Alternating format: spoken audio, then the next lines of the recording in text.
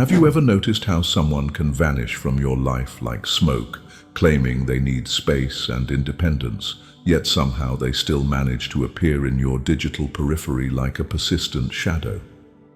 The truth about why avoidants keep tabs on you after a breakup reveals a fascinating paradox of human nature that most people completely misunderstand. They disappear, yet they linger. They claim indifference, yet they observe. They say they've moved on, yet they remain curiously invested in your story from what they believe is a safe distance. This behavior isn't random cruelty or calculated manipulation. It's the complex dance of someone whose attachment system has been wired for contradiction since childhood. Understanding why avoidants engage in this post-breakup surveillance requires delving into two powerful psychological phenomena that govern much of human behavior: the spotlight effect and the curiosity gap. These forces create a perfect storm in the avoidant mind, compelling them to maintain their invisible connection to you while simultaneously convincing themselves they're completely detached. The spotlight effect makes avoidants believe you're thinking about them far more than you actually are, while the curiosity gap ensures they remain magnetically drawn to the very information they claim not to want. Together, these psychological forces explain why your avoidant ex continues to watch your stories, check your social media, or ask mutual friends about your well-being, all while maintaining they've completely moved on.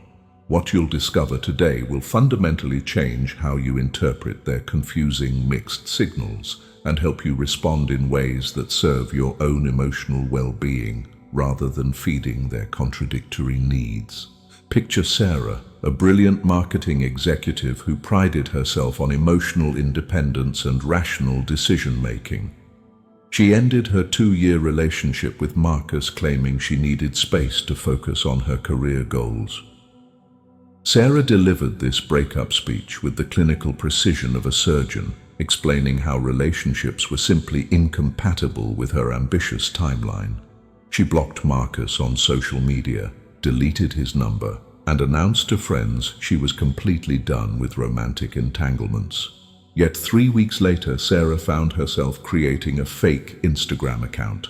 Not to contact Marcus, she told herself, but simply to ensure he wasn't posting anything embarrassing that might reflect poorly on her judgment. After all, they had mutual professional connections. She was just protecting her reputation. When she discovered Marcus had posted photos from a weekend hiking trip, looking genuinely happy and peaceful, something twisted uncomfortably in her chest. She quickly closed the app, telling herself she felt nothing.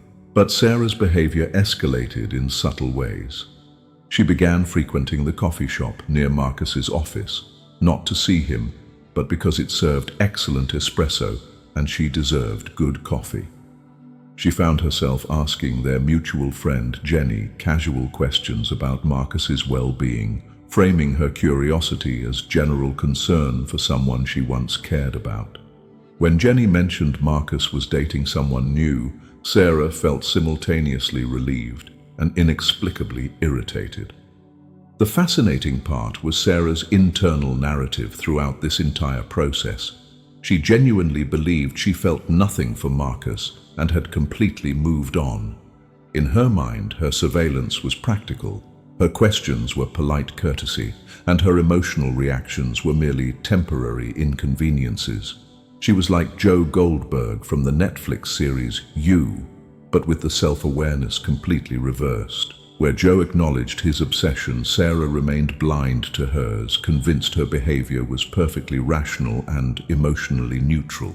Sarah's story illustrates how avoidants become trapped between their genuine need for independence and their unconscious attachment to people they've supposedly left behind.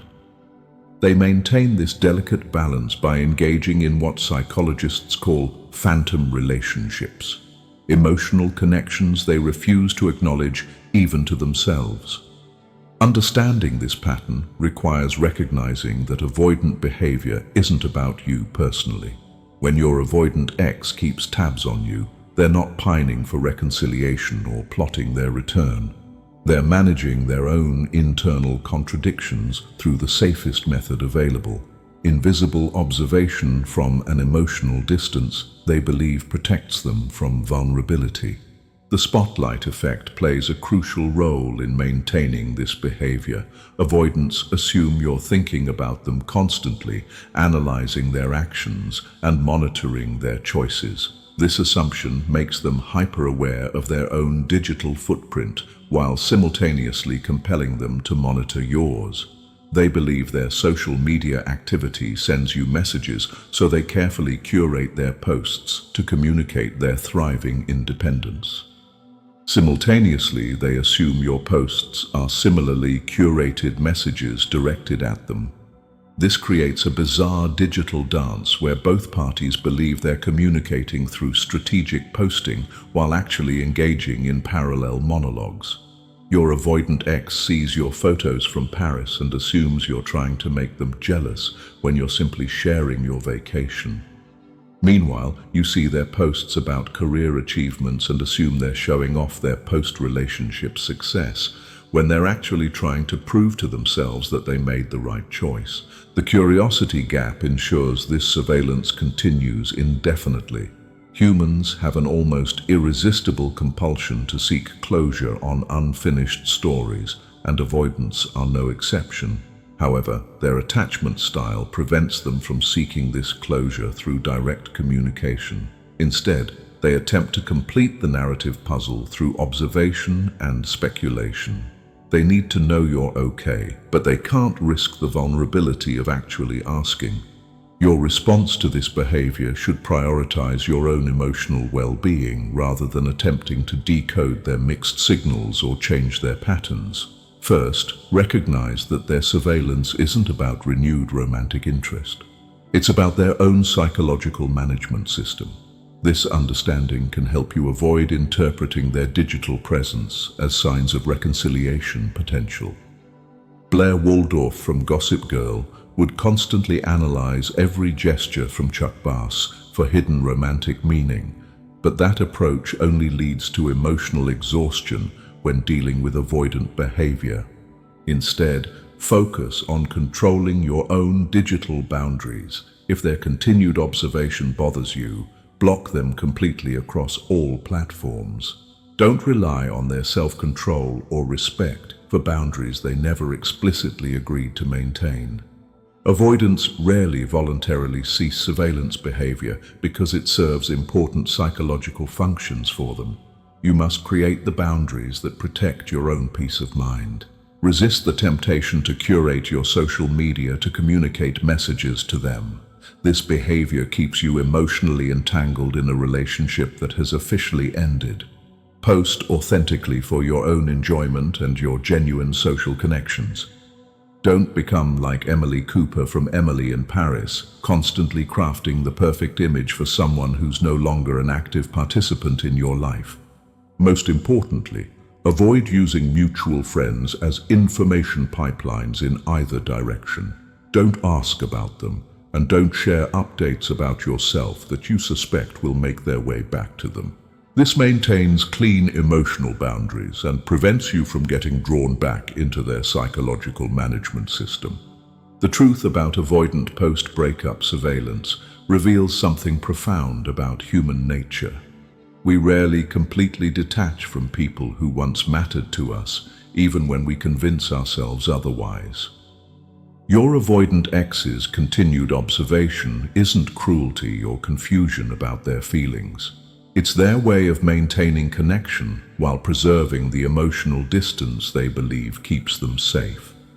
Understanding this dynamic can free you from the exhausting cycle of interpreting their mixed signals or hoping their surveillance indicates potential reconciliation. Their behavior serves their psychological needs, not their romantic desires. Your energy is far better invested in building connections with people whose attachment styles align with your own relationship goals. Remember that healthy love doesn't require surveillance, decoding hidden messages, or maintaining connections through digital observation. It flourishes through direct communication, mutual vulnerability, and shared emotional presence. Don't settle for phantom relationships that exist primarily in the shadows of social media. Choose people who show up fully, communicate directly, and engage authentically, rather than those who love you best from a safe distance they never intend to bridge. Thank you for watching. If you want to learn how to better understand avoidance, relationships, and psychological biases, then subscribe to our channel, because you deserve beautiful relationships.